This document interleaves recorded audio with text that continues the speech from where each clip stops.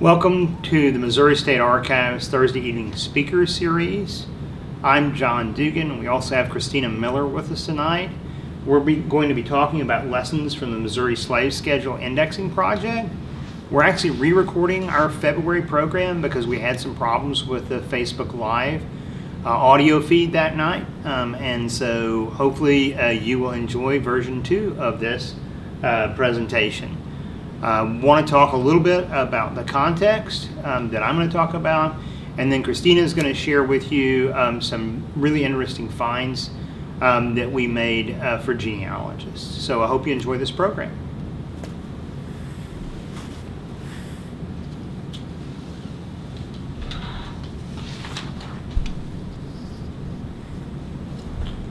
So the Missouri Slave Schedule Project began as a test of a new online indexing module for indexing tabular data. And census records are a really good example of tabular data where you have things in columns and rows.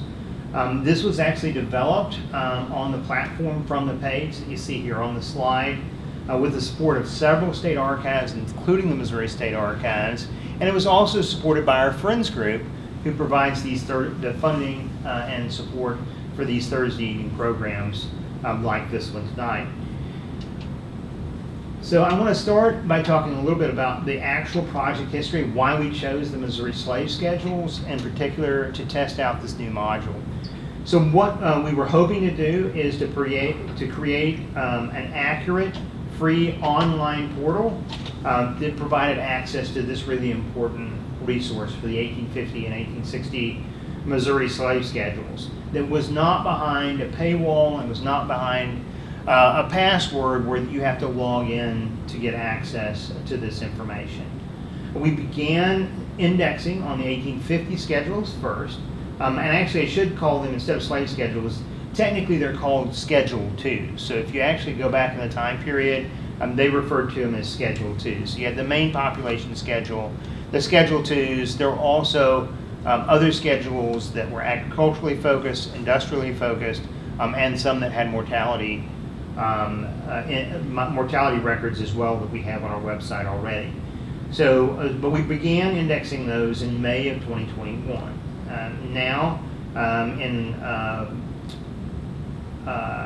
In February of 2022, we finished indexing the 1860 schedules. But they took us a lot longer than the 1850. I think we started indexing them in August of 2021, and it's taken us this long to index all of 1860.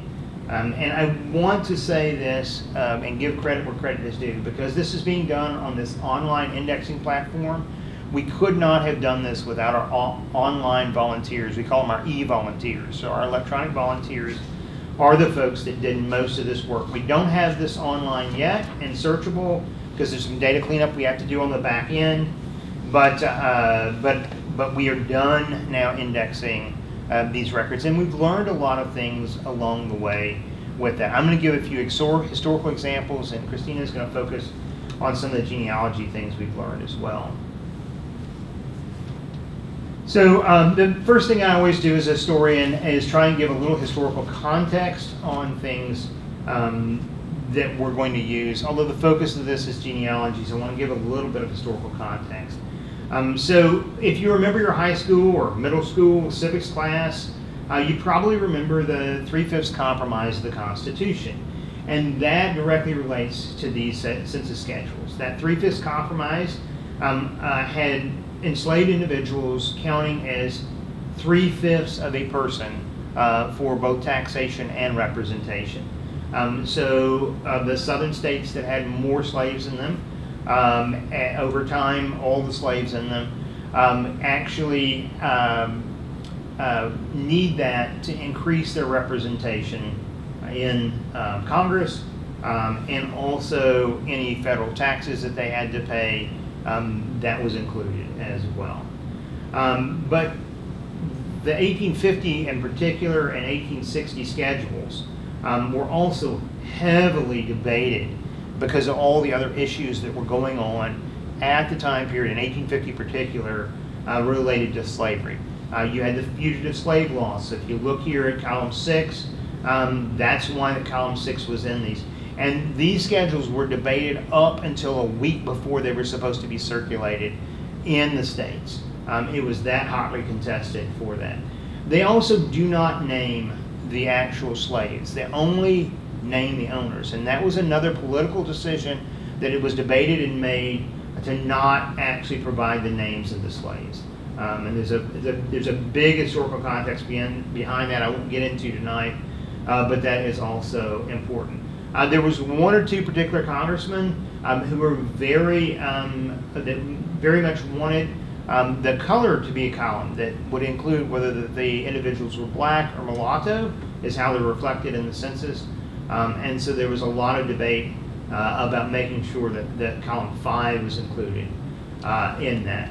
Also, the manumissions was debated, and they wanted that to be included. I think more the abolitionist congressmen were pushing for that to be included. And in the 1860 census, they actually asked for, and that's the only difference between 50 and 60, they actually asked for the number of actual domiciles, of the actual slave houses that would be included in that as well. And one other tidbit of this too is that you have to think about this being at the time where the fugitive slave laws and other laws that are directly related to free persons of color and enslaved individuals are being debated in Congress, not just because of the census schedules, but from this point to the Civil War, there's constant debate about state admissions. And actually, if you look back in Missouri's history, even as far back as 1820, that's being debated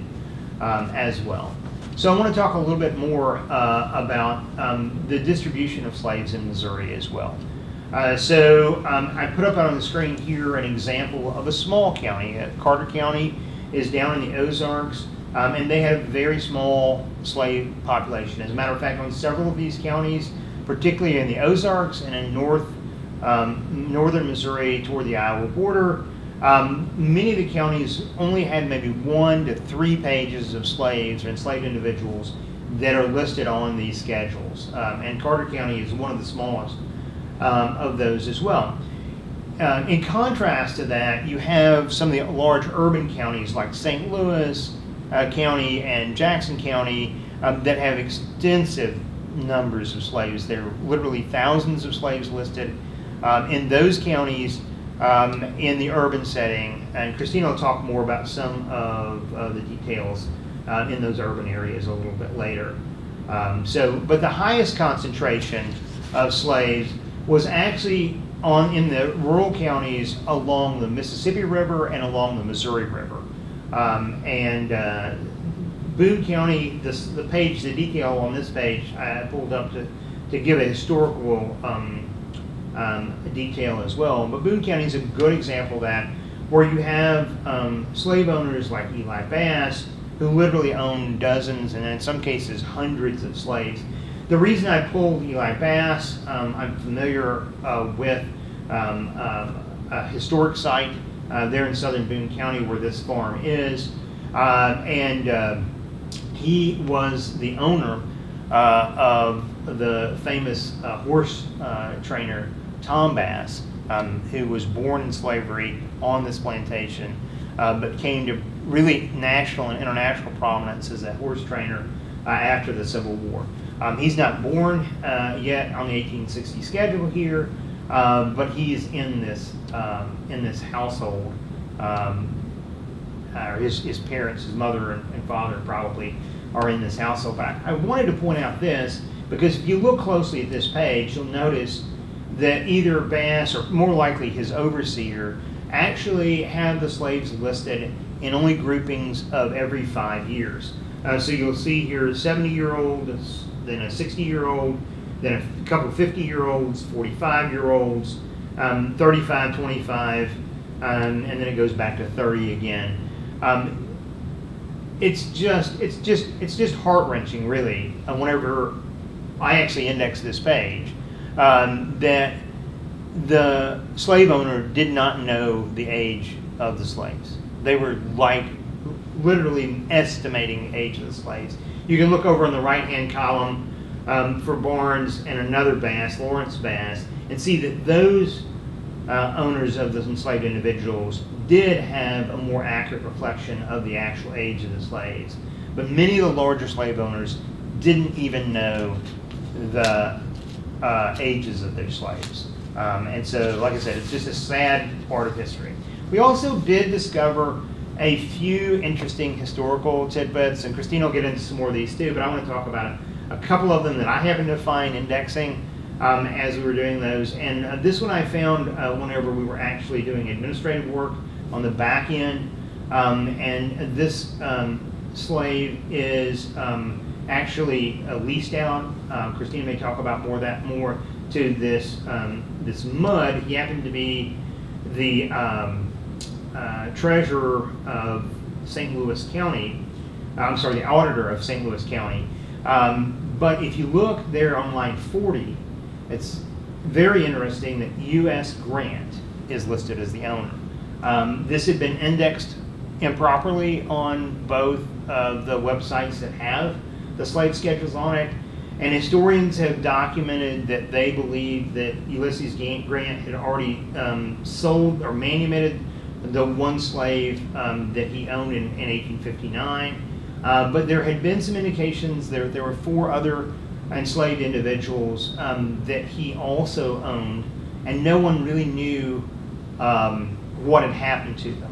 Well, at least on June the 12th, 1860, whenever this enumeration was done, Ulysses Grant still owns that slave, and has her, it's a 32-year-old African-American woman.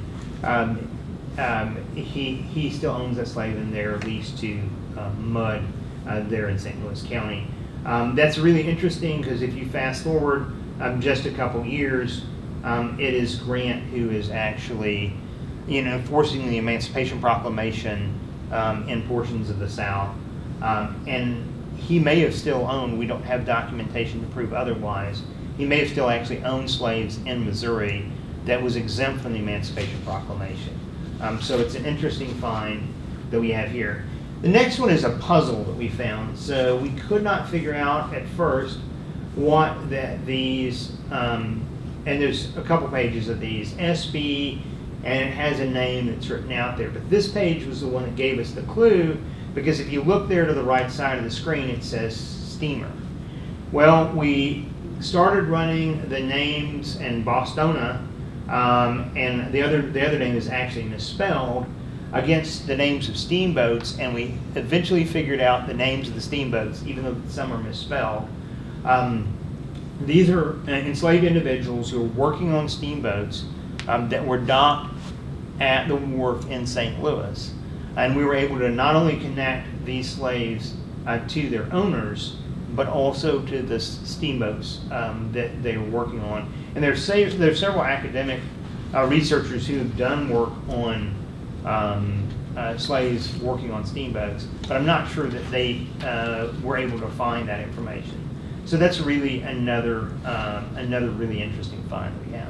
But I want to now shift to Christina and let her talk a little bit about one of the more significant finds that we have, because this find actually has national implications for folks who are researching their enslaved ancestors or slaves that their ancestors owned, not just in Missouri, but across the United States. Christina?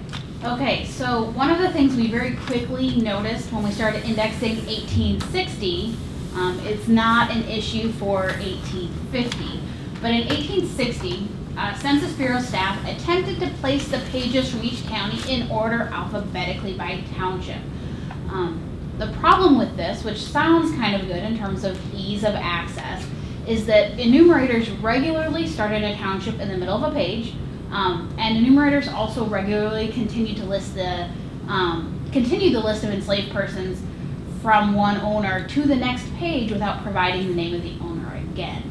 So what this means is that often when you are browsing from page to page, in the order these were filmed by the National Archives and the order they show up on most websites like Family Search or Ancestry that are already available, is that if you browse to the previous page, to look for that name of the owner, it is often going to be incorrect because it is not actually the previous page in terms of the order in which the pages were created.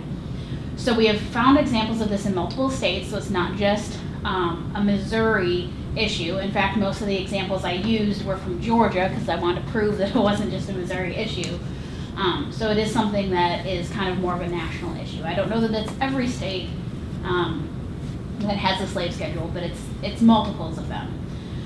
So when you're viewing the schedules online, sometimes they might not be indexed with the right name, or they might be indexed to unknown if the people doing the indexing thought it looked obvious that they weren't the right owner from the previous page, but they weren't sure what page they needed to go to. So in some cases, you won't have a pointer to all the enslaved persons listing for an owner. So if you're indexing, searching for an owner's name, you might not actually come up with the entire list of all the enslaved persons that they owned during the 1860 census.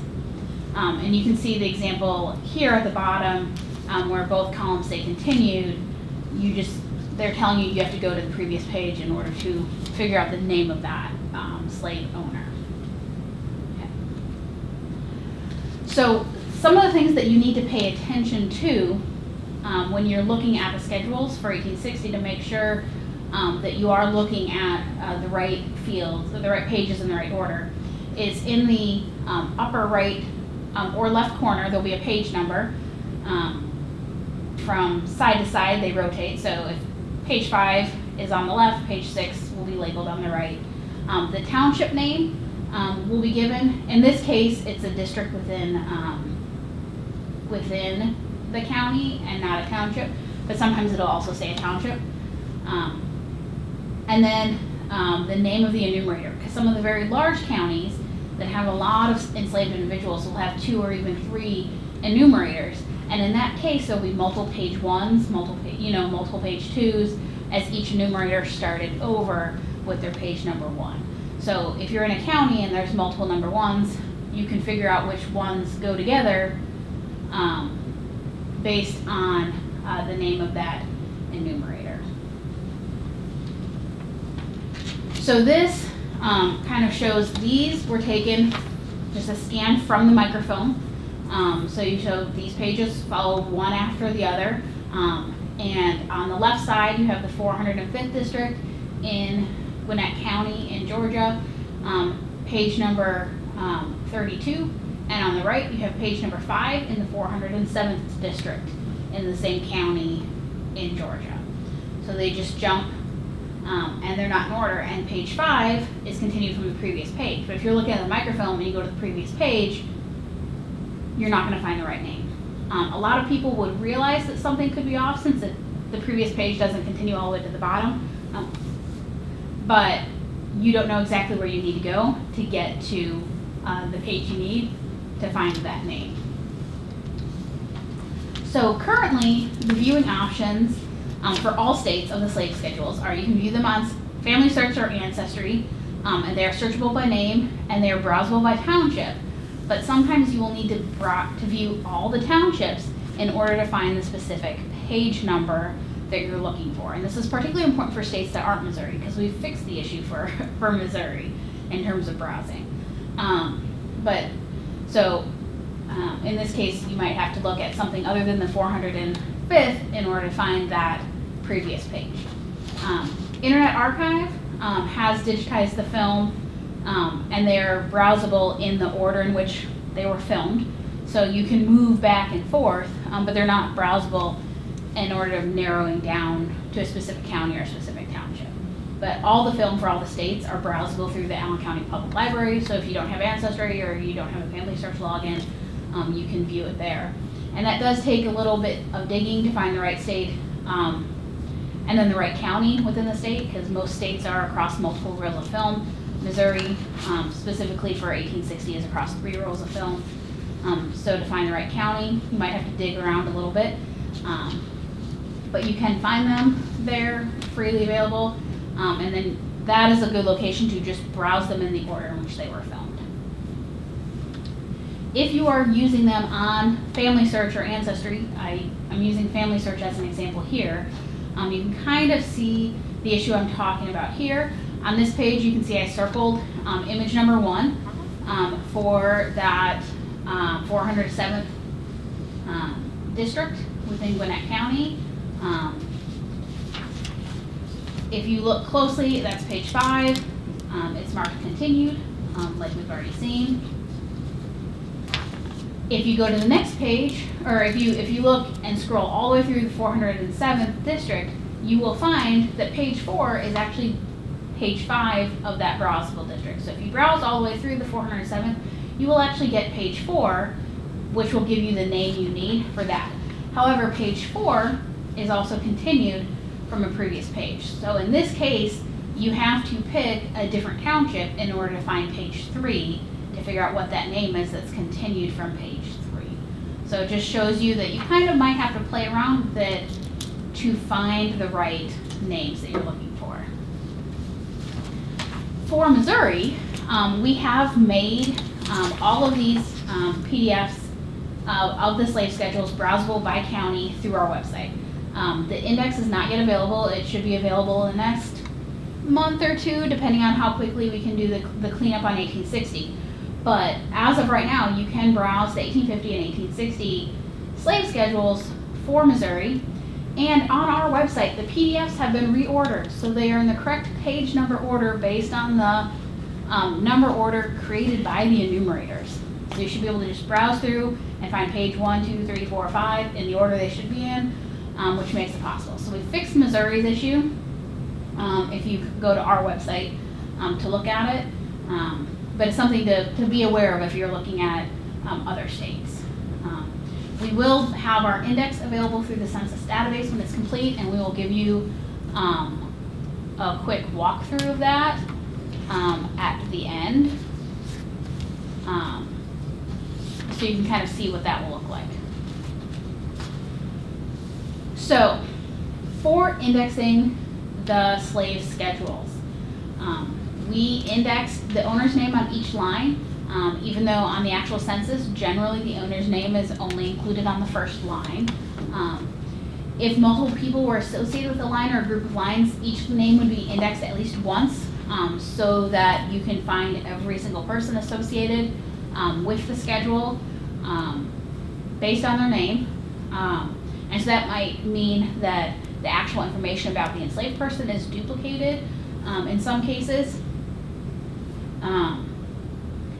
And then the notes field will include associated names as well. So if it lists, like in the situation with Ulysses S. Grant, that individual, that enslaved person is indexed twice, once with the employer that says employer, Ulysses S. Grant owner, and once with Ulysses S. Grant, and then a note that says he's the owner and the name of the employer, so that it ties them back together and you can kind of see that relationship.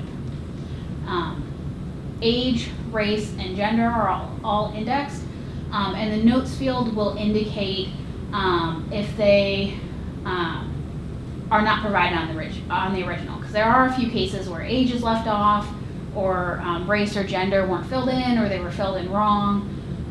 Like in some cases, you'll have someone put the gender in both the race and the age field. That's really only obvious when the gender was female.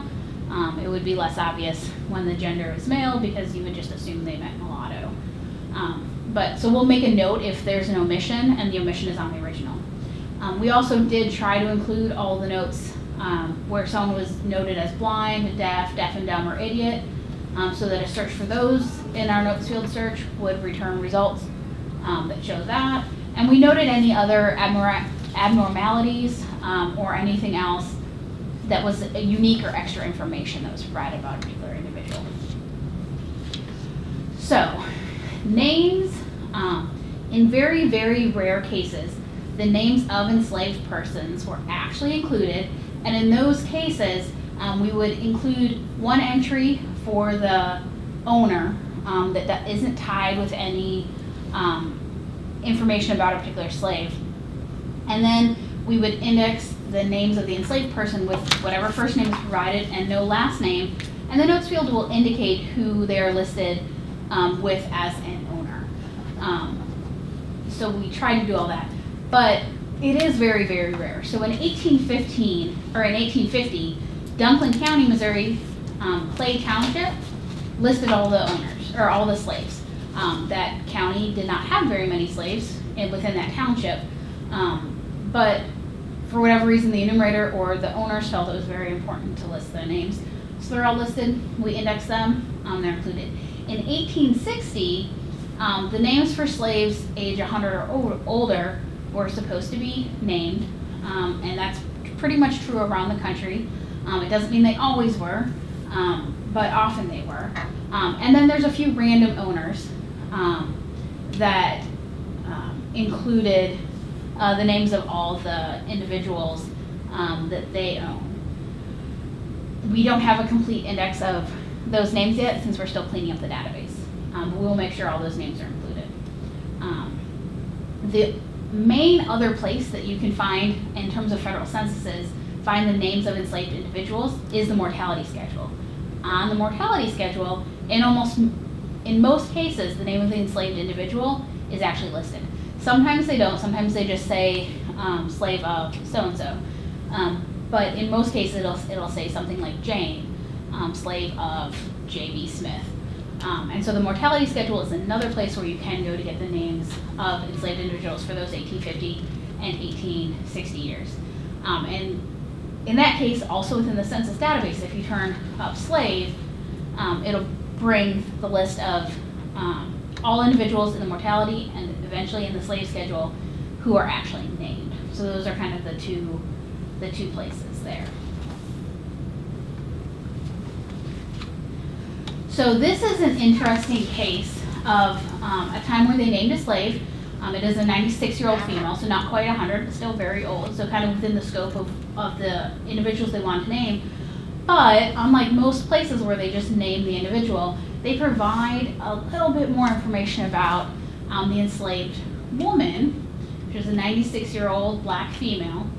And so they provide the note that she was born in Virginia, in the John Montague family, and has often served at the table where General Washington was a guest.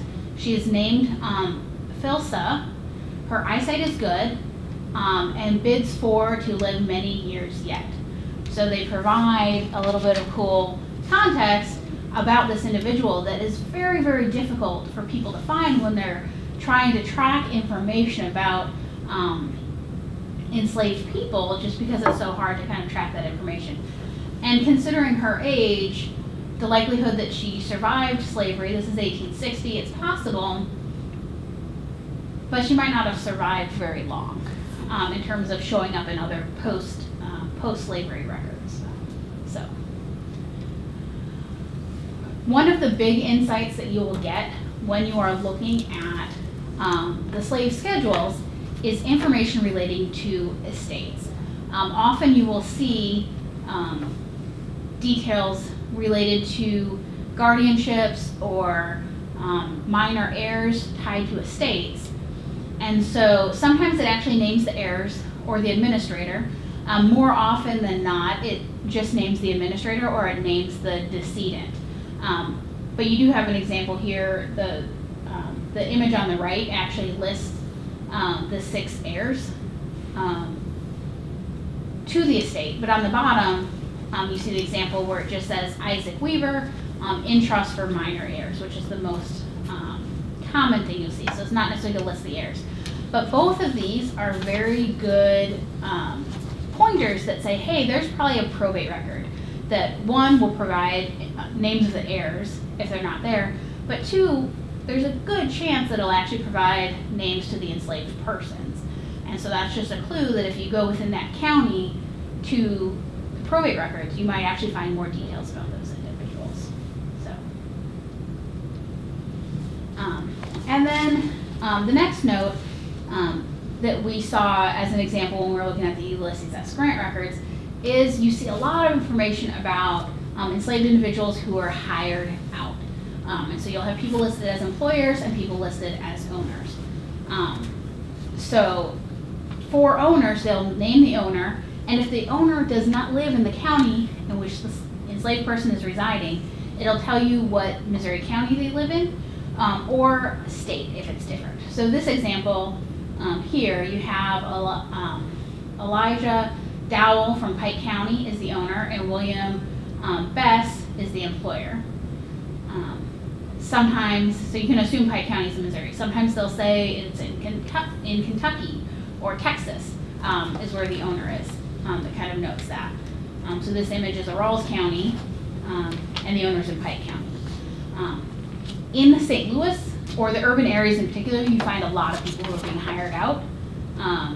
So that's really common. They're being hired out to work in factories or on steamboats or in warehouses and things like that.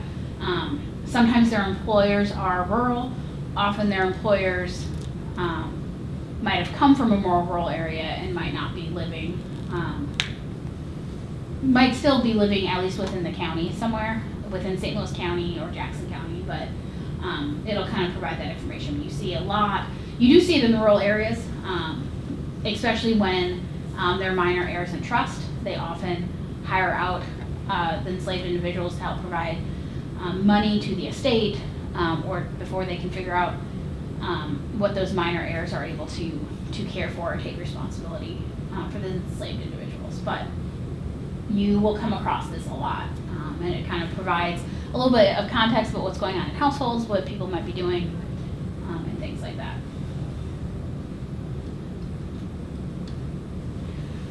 So things to kind of pay attention to with ages.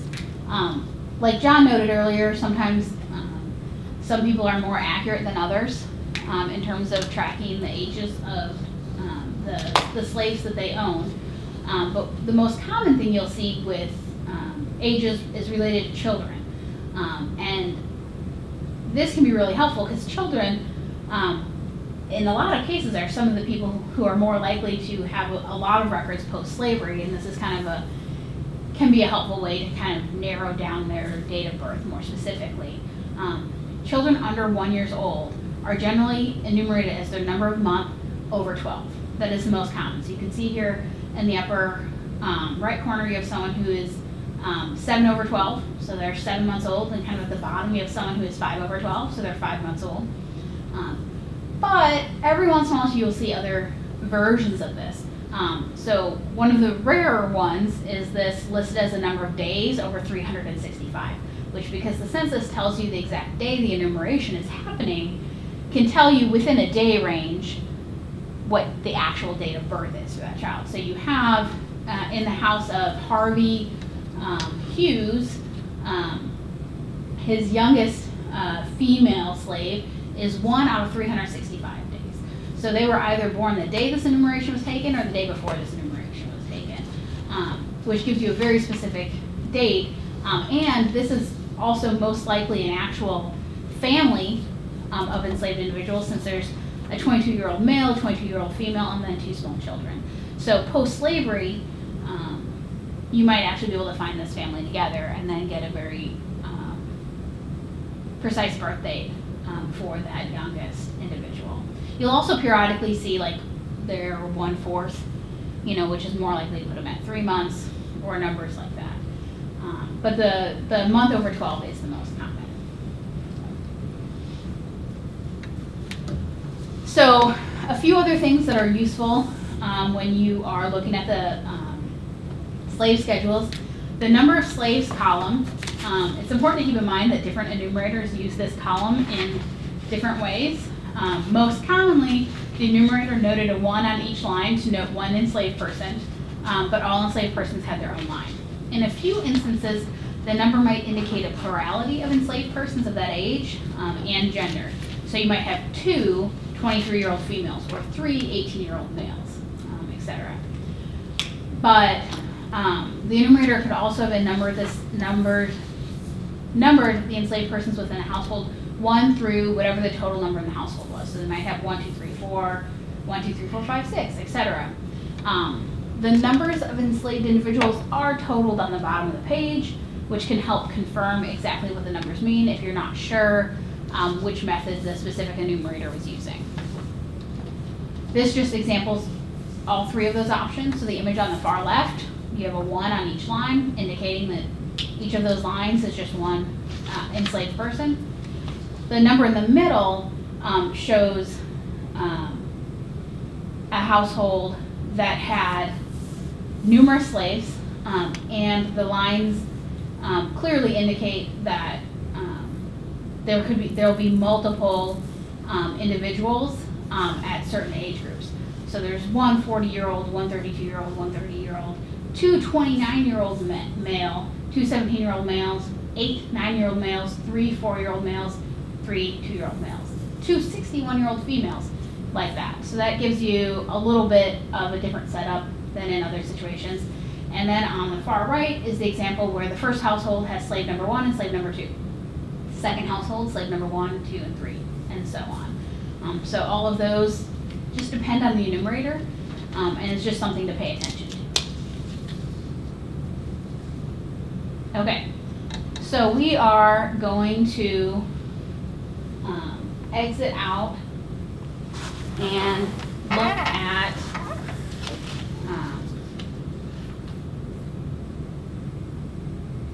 from the page and our census database, so you can kind of get a sense of what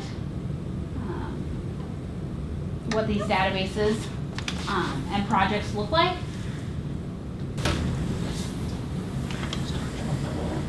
So once you browse to the Missouri State Archives page, you will see the collections we have available as projects.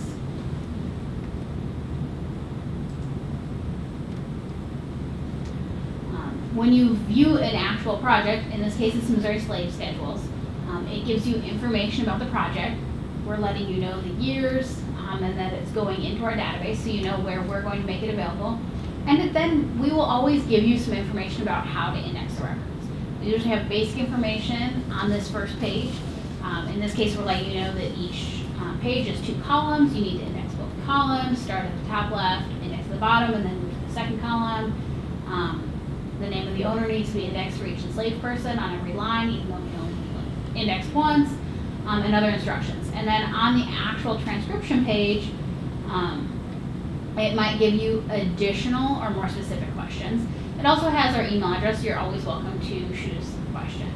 I'm going to show you, because the project is done, I'm going to show you what the transcriptions look like from a completed point of view.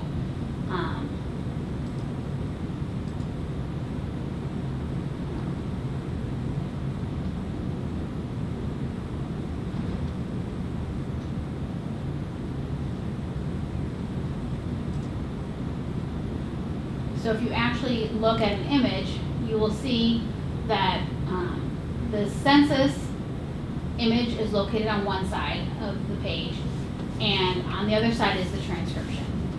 If we were actually indexing this, this would be allowed to be filled in, but it just looks like a spreadsheet. So you can just move down and type in the names, type in the age, gender, race, are all the fields we're going to be doing. We do plan to use from the page in multiple projects in the future. We're very close to starting a county tax list project for early pre-1840 tax lists for various Missouri counties that kind of serve as census substitutes for some of the earlier years, since Missouri's not on any tax lists or on any censuses until 1830. So those will be useful. Once we're done assisting with indexing the 1850 or the 1950 census that's going to be coming out next month, we will load the industrial schedules, which are not available on any website anywhere. And so we want to index those. That's a partnership with the Missouri Historical Society, who has the originals. We've digitized them. They're already browsable on our website, but we want to index those to kind of provide information for people about their ancestors, businesses, and different aspects of their family history that way. So this is from the page, and it's going to be something that you'll be seeing more of from us, because we've really enjoyed the ability to use it in a way that is easier than some of the ways we've done this indexing in the past. So if you're interested in this kind of indexing, you'll be using this a fair bit if you're helping us out. Once things are indexed, so once we're done cleaning up the slave schedule, we will be putting all of this information freely available on the Missouri State Archives website in our census records and tax list database.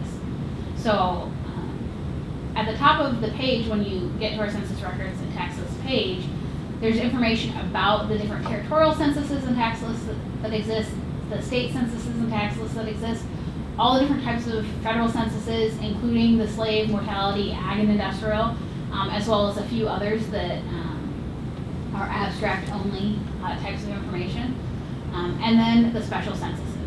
We do note that this database does not include the federal population schedules.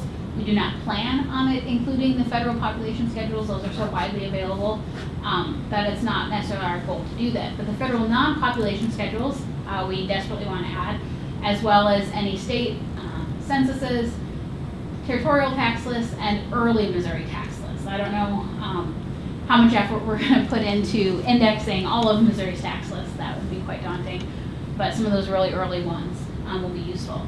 So if you're familiar with our databases, it does look pretty similar to all of them, including our death certificate database. So you can search by last name, first name, middle name.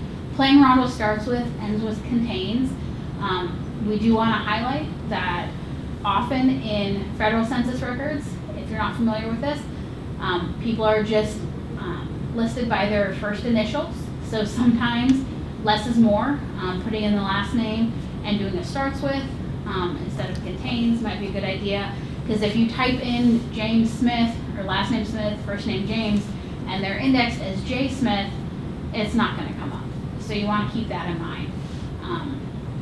You can search by county. Once the slave schedules are indexed, and as the volume of names in this database grows, you can narrow down the series. So if you want to limit this to the slave schedules, once the slave schedules are in here, you can set the series as slave schedules, and it will just search the slave schedule. The notes field is where you can say type in the word slave and find information about all the enslaved persons that are indexed. Is primarily going to pull up the mortality schedules and the slave schedules, but depending on records, it's possible that we could have a territorial census or something like that that also has names of an enslaved person. You can narrow down the census year range, so if you just want to look at the 1850 census or you just want to look at the 1860 census, you can type that in and just do that.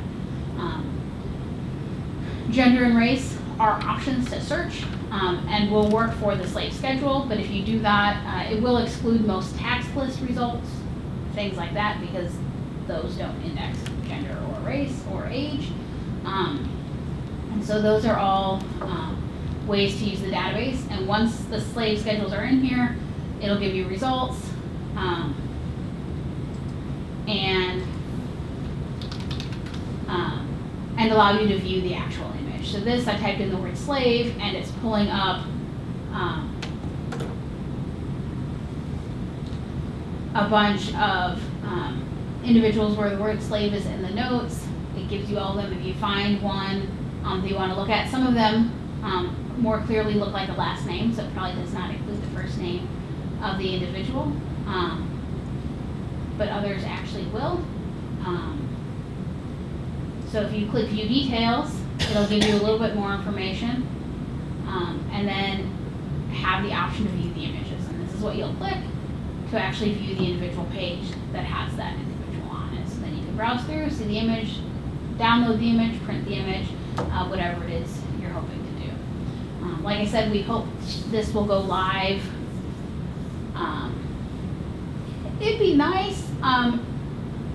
We're hoping maybe by the end of April, maybe hopefully before that. We will 100% announce this on our Facebook page and our Instagram page, and probably in press releases, and have newsletter articles in the Friends newsletter about it. We will make sure people know once these have been added to the database. We're very excited it got done. We're very thankful to our volunteers who have helped us over the last almost a year get what is about 160,000 names indexed. which is amazing. And we're very, very excited to get these online. And once they are, if you have any questions, you can give us a call or shoot us an email, and we will happily help. Our contact information is available on the screen here. If you don't know that, you can email us at archives@sos.mo.gov or arcref@sos.mo.gov.